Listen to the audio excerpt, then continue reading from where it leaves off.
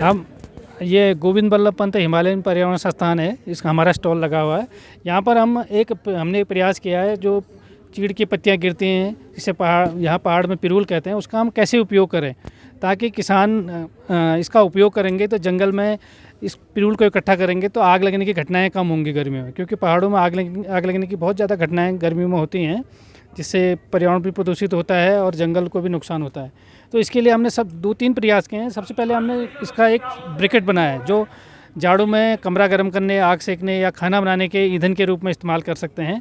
इसकी बनाने की प्रक्रिया है, जो पाइन नीडल है उसको कलेक्ट करके सूखा हुआ उसको किसी पिट में ऑक्सीजन के एब्सेंस में जलाया जाता है। अच्छी तरह ढक के इसको जलाते हैं, फिर ढक देते हैं। तो ये 2-3 घंटे बाद जलाने के बाद 2-3 घंटा जलाने के बाद इसको खोलते हैं तो इसमें चारकोल बन जाता है, काला काला चारकोल में परिवर्तित हो जाता है। ये जो चारकोल बनता है एक प्रकार का कोयला है, इसको निकाल के इसको हम महीन पाउडर जैसा बना लेते हैं। पाउडर बनने के बाद इसमें कोई भी मिट्टी 30% मिट्टी मिलाई जाती है, 30% मिट्टी और 70% चारकोल मिला के इसको पानी से गूँथ लेते हैं हम। गूँथने के बाद एक ब्रैकेट बनाने का एक सांचा हमारे पास है, ये सांचा है। इस सांचे में बना हुआ जो पेस्ट बना है हमने मिक्स कर रखा, वो इसमें भरते हैं। भरने के बाद जहाँ सुखाना है वहाँ निकालते रहते हैं, जिससे हम सीमेंट के ब्लॉक बनाते हैं। भरते गए, सुखाते गए, सूखने के बाद एक ब्रैकेट बन जाता है। ये इतना बढ़िया ब्रैकेट है, ये स्मोकलेस है, इसमें बिल्कुल धुआं नहीं होता है, हीटर की तरह चलेगा। इसको आप जाड़ों में जहाँ ठंडा होता है तो कमरा गर्म करने के लिए और इसमें अंगीठी में रख के इससे खाना भी बना सकते हैं। ये इसके जलाने की अंगीठी है। इस अंगीठी में क्या है कि नीचे से जलाने का एक होल छोड़ा गया है, ये रखा है, यहाँ से इसको हम जलाते हैं। ये एक बार जल गया तो बिल्कुल हीटर की तरह जलता है, आपको पता ही नहीं लगेगा कि जला है, बिल्कुल धुआं नहीं होता है, स्मोकलेस है। और इससे एक तो जंगलों की आग से बचेगा, दूसरा हमको ईंधन भी मिल जाता है। इसको हमने हमारे संस्थान से बहुत सारी परियोजनाएं चल रही हैं, जिसमें हम गांव वालों को प्रमोट कर रहे हैं। राज्य सरकार ने बहुत सारी समूह बना रखे हैं गांव में, उन समूह की महिलाओं को हम ये ट्रेनिंग देते हैं। अब वो महिलाएं खुद बना के इसको मार्केट में बेच भी रहे हैं, 10 रुपये का एक बेचते हैं, उनकी आजीविका भी इससे बढ़ रही है।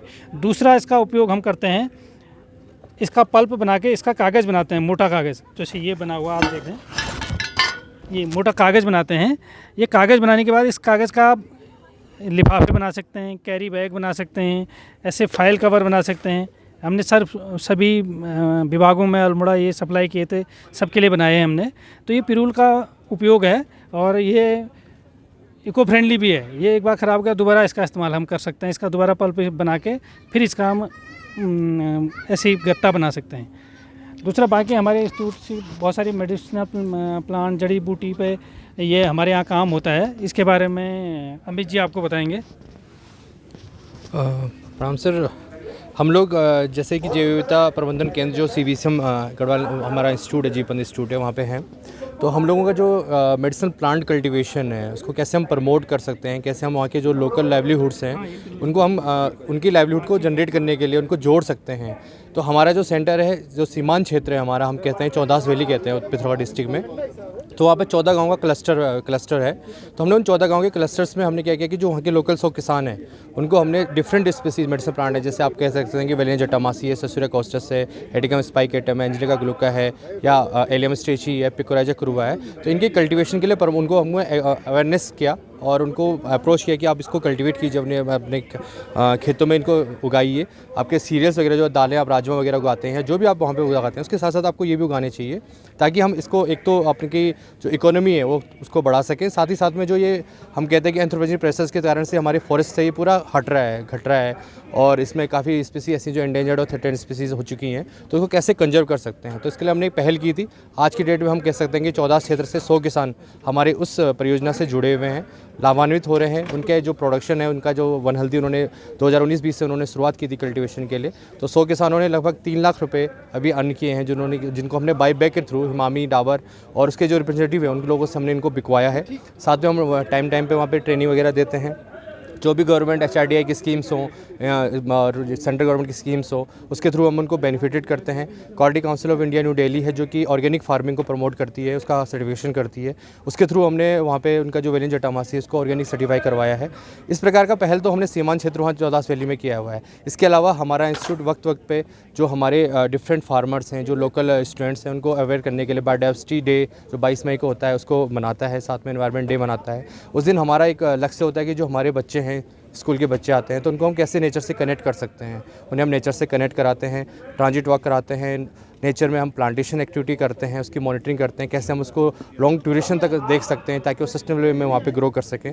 इस प्रकार की एक्टिविटी करते हैं। साथ ही साथ में हमारा जो वहाँ पे बायोटेक्नोलॉजी डिपार्टमेंट है वो प्लांट टिश्यू कल्चर की मेथड से या सीड जर्मिनेशन के मेथड से उन स्पीसीज़ का मास मल्टीप्लिकेशन कर रहा है। वो स्पीसीज़ जो कि हमारी समय थ्रेटेंड स्पीसीज़ है या इंडेंजर्ड स्पीसीज़ कैटेगरी में चली गई हैं। तो एक हमारे इंस्टीट्यूट की कोशिश है कि हम कैसे उसको कंजर्व करें, बायोडाइवर्सिटी को कैसे हम कंजर्व करें, और हमारे जितने भी लोकल इनहेबिटेंट्स हैं, लाइवलीहुड्स हैं, पहाड़ के लोग के रीजन है, तो वो कैसे अपनी इकोनॉमी को अपलिफ्ट कर सकें। उसके लिए हमारा RTC सेंटर ऑलरेडी काम कर रहा है, centre for biodiversity conservation management group काम कर रहा है, सोशियो इकोनॉमिक डेवलपमेंट ग्रुप जो है हमारा काम कर रहा है। तो ये हमारे इंस्टीट्यूट की पहल है और इसी लक्ष्य के थ्रू हम यहाँ पे आए थे कि हम जो यूकोस्ट का ये फर्स्ट जो सीमांत वाला जो उनका बॉर्डर वाला जनपद में बाल विज्ञान महोत्सव है कि यहाँ पे विभिन्न स्कूलों के बच्चे आएंगे, उत्तराखंड के विभिन्न रीजन के बच्चे आएंगे, तो उनको हम अपने शोकेस दिखा सकें हम कैसे कैसे काम कर रहे हैं और वो कैसे उसमें साइंस में इंटरेस्ट ले सकते हैं, बायोडाइवर्सिटी के रोल में अपना रोल निभा सकते हैं। तो इस प्रकार की एक्टिविटी कर सकते हैं। साथ ही साथ में हमारा वहाँ पे एक सूर्यकुंज हर्बल जो हमने एक C2 कंजर्वेशन साइट बनाई है, उस पर सबसे शुरुआत में जब इंस्टीट्यूट बन रहा था तो वहाँ पे सिर्फ पाइन का ही एक फॉरेस्ट का पैचेस हुआ करता था, डिग्रेडेड लैंड था। बट हमारे इंस्टीट्यूट के पुराने लोगों ने, रिसर्चर्स ने, साइंटिस्ट ने और जो वहाँ के डायरेक्टर्स रहे हैं पुराने, तो उनका विजन था कि हम कैसे इसको कंजर्व कर सकते हैं दोबारा से। आज के डेट में हमारे सूर्यकुंज जो जिस नाम से सूर्यकुंज के नाम से वहाँ पे फेमस है, वहाँ पे मोर देन 100 ट्री स्पीसीज़ हैं, 100 प्लांट स्पीसीज़ हैं, मोर देन 100 बटरफ्लाइज, बर्ड्स वगैरह वहाँ पे आपको मॉनिटरिंग दिख सकती हैं। तो इस प्रकार की हमने एक C2 कंजर्वेशन साइट्स हमने उसको डेवलप किया हुआ है और उसको हम ये भी कह सकते हैं कि रिहेबिलिटेशन साइट्स है, रिस्टोरेशन साइट्स है और इस प्रकार के मॉडल को हम हर जगह रिप्लिकेट करने की कोशिश कर रहे हैं। Thank you sir.